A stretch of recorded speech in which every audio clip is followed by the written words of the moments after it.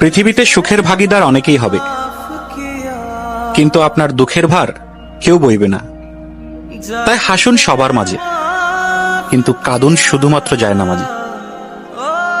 অহেতুক নিজের অসহায়ত্ব সবার মাঝে প্রকাশ করলে পাশে দাঁড়ানোর মানুষের চেয়ে হাসার মানুষই বেশি। যে নারী পুরুষের ভালোবাসা বুঝা গেছে, ওই নারী দাসী হয়ে জীবন কাটিয়ে দিছে।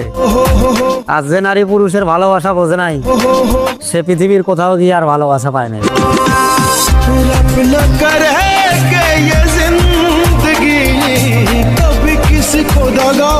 মামলায় নাম থাকলে গণহারে গ্রেফতার করা যাবে না বলে জানিয়েছেন নবনিযুক্ত পুলিশ মহাপরিদর্শক বাহারুল আলম।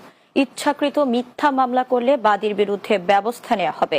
বৃহস্পতিবার সকালে পুলিশ সদর দফতর আয়োজিত সংবাদ সম্মেলনে তিনি এসব কথা বলেন। আইজিপি বলেন, মামলা হলেই যুক্তি প্রমাণ ছাড়া নিরীহ কাউকে হয়রানি করা যাবে না।